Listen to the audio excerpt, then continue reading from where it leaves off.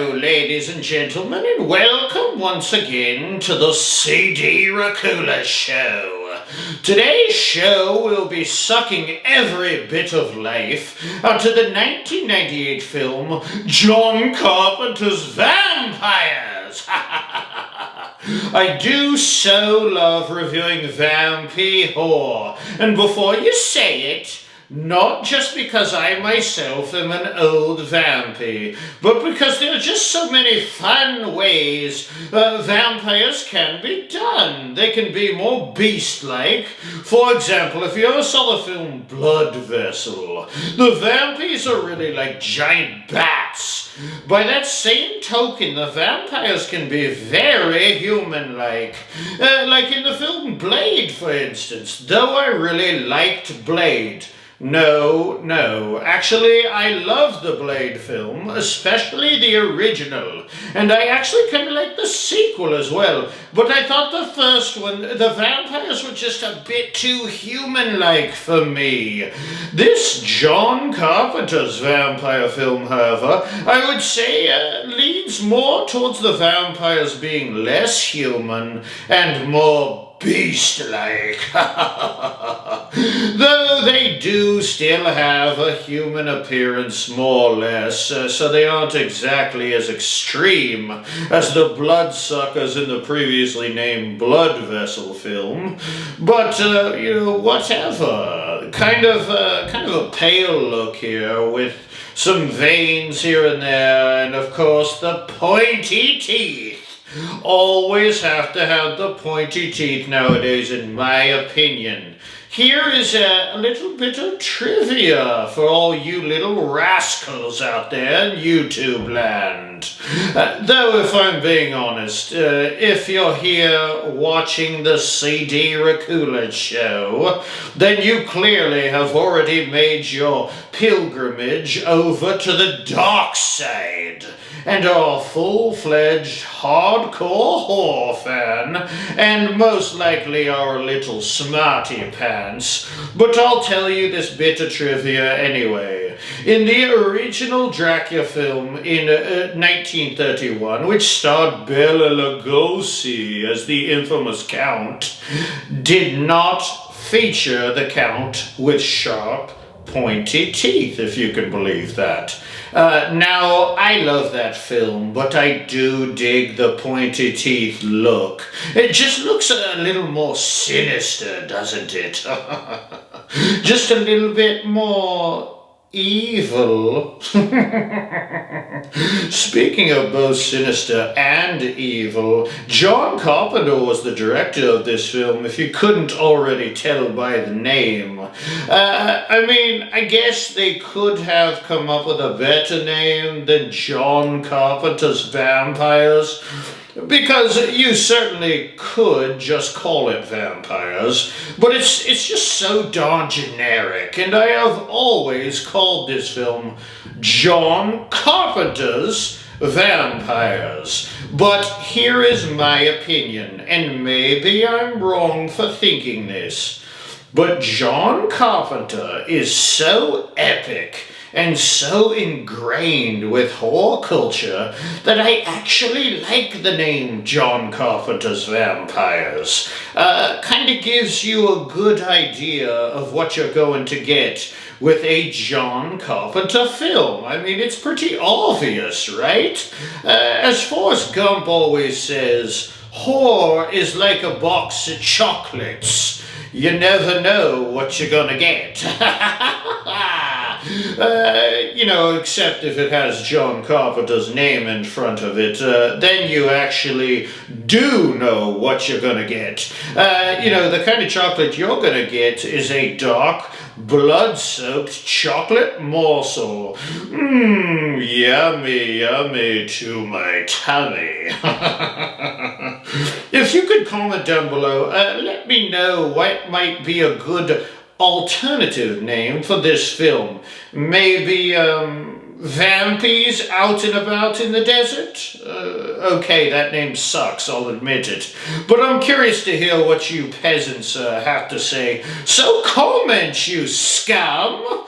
Though this film did receive a lot of mixed reviews, and really a lot of poor reviews, you know, I actually liked it. I fancied the classic vampy look of Valak, whom was the big baddie master vampire, whom was after the Black Cross so he could walk in the daylight. I actually don't know what the heck all of these films are doing with vampires being obsessed with being able to walk in the daylight.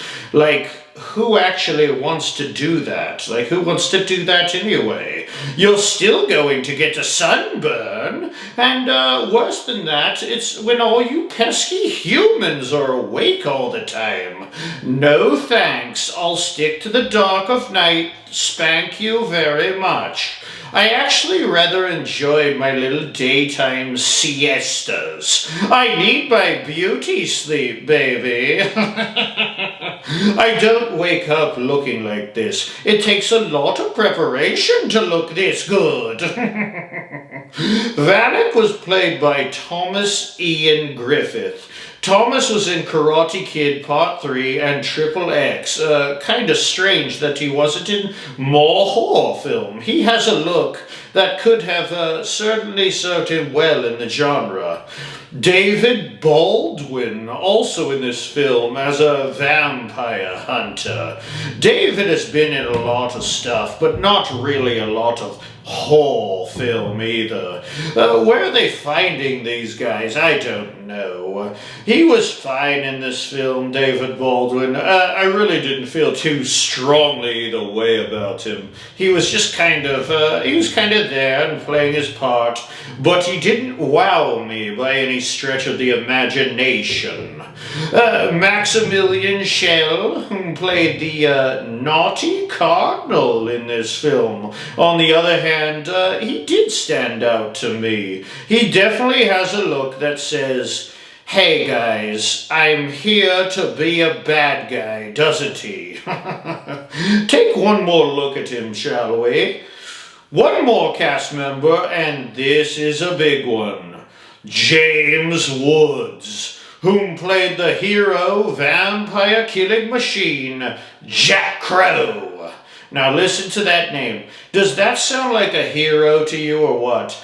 Jack Crow. James was a good pick to be the wisecracking, smart-mouth, modern-day vampire, in my opinion, of course. He didn't exactly have the same amount of class as Professor Van Helsing, did he? Pretty much stake vampies and ask questions later.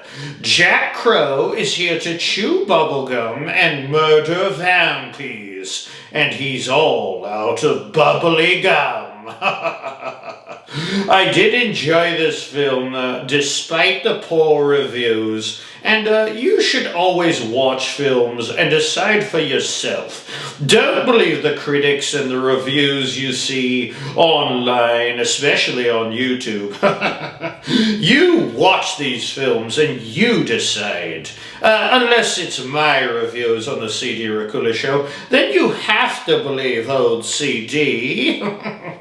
I'm kind of like Abraham Lincoln. I have never told a lie. Old honest CD is what they used to call me. Just kidding. I'm not exactly the best role model, am I?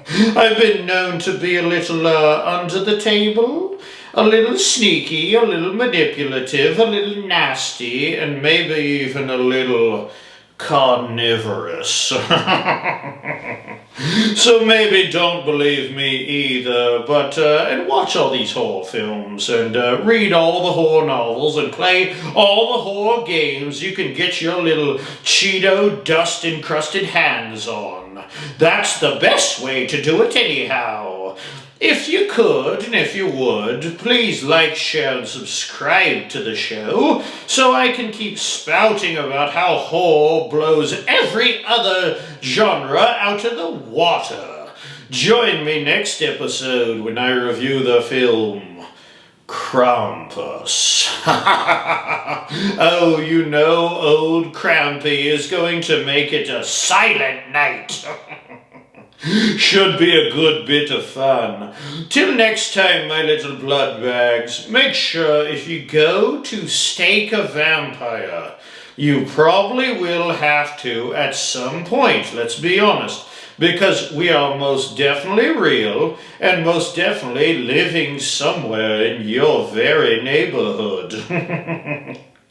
If you stake a vampire, though, you better get us through the heart, 'cause if you don't, and we get up, we are bound to be awfully cranky. That you disturbed our beauty sleep, especially my beauty sleep.